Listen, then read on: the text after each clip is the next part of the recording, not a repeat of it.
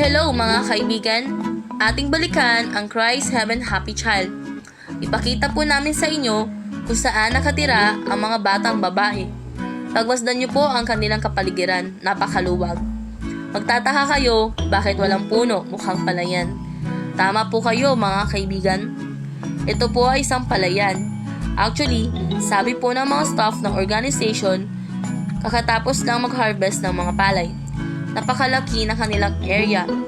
Dito po sila nagtatanim ng mga palay at gulay para kainin din po nila. Tumutulong ang mga batang ito sa pag-alaga ng kanilang pananim.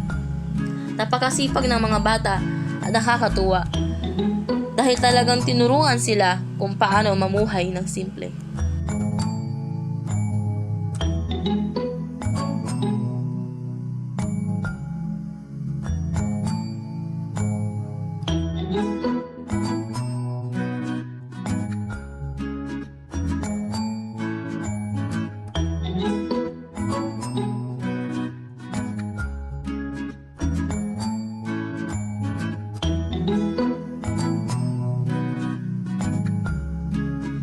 Pagmasdan nyo mga kaibigan ang mga batang babae na tila bang makita mo sa mukha nila ang saya sa tuwing may bumibisita sa kanila. Meron kami nakausap, napakaganda na kanyang ngiti. Silang lahat, wala kang marinig kundi thank you po.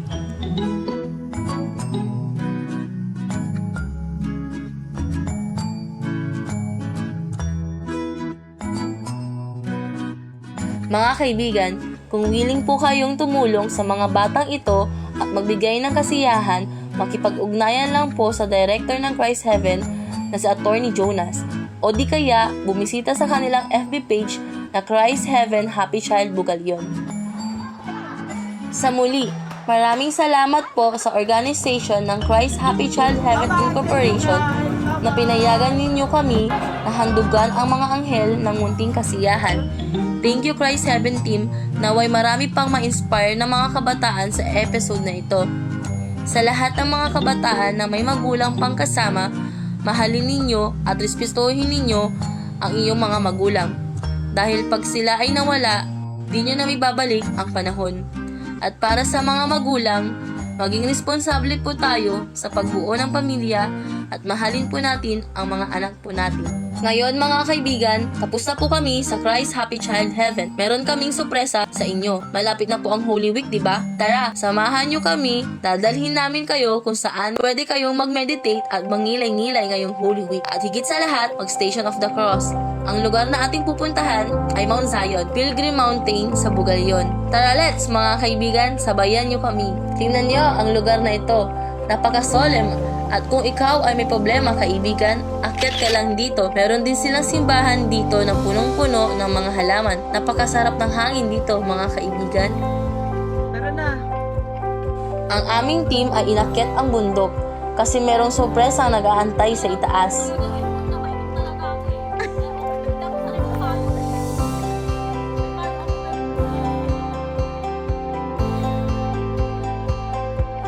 Habang inaakit namin ang bundok, bawat istasyon ay nagpahinga kami.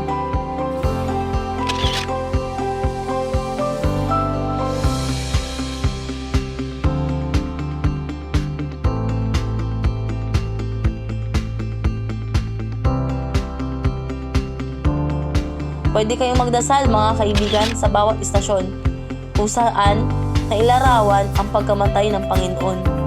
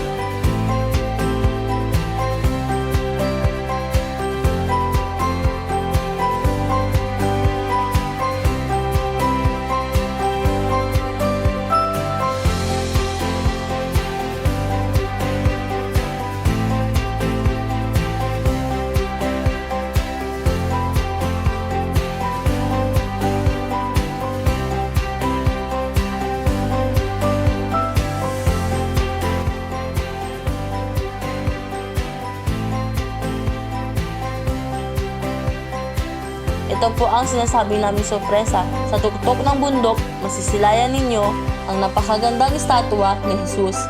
Para bang nasa langit ka, kasama ang mga ulap at anghel.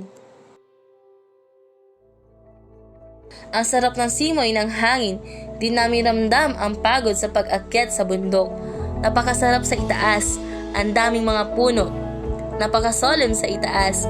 Kung gusto mo ng tahimik na lugar para ngayong Holy Week at nais mo magpenitensya, ano pa ang inaantay ninyo? Go na! Puntahan din natin ang simbahan sa Barangay Salasa, Bugalyon na Our Lady of Lourdes Parish Church na ito ay 300 years old na, mas matanda pa sa atin.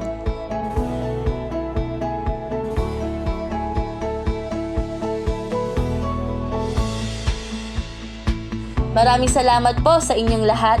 Uulitin po namin mula sa kaibuturan ng aming mga puso, Wings of Hope Team. Kami ay nagpapasalamat sa aming mga sponsors upang maisakatuparan ang aming misyon na ito.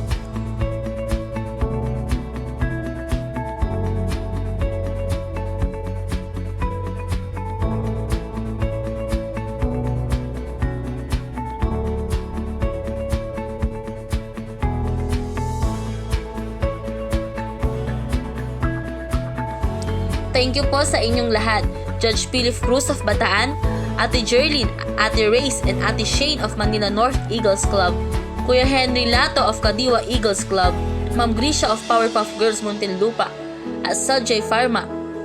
At sa lahat ng aming mga subscribers, di man namin kayo ma-mention isa-isa, mula sa aming mga puso, salamat. Saludo po kami sa inyo sa pagmamahal at suporta ninyo sa aming misyon. Naway patuloy ninyo kaming suportahan sa susunod pa naming misyon. God bless you po. Sa aming mga sponsors and to all our subscribers, God will shower you more blessings.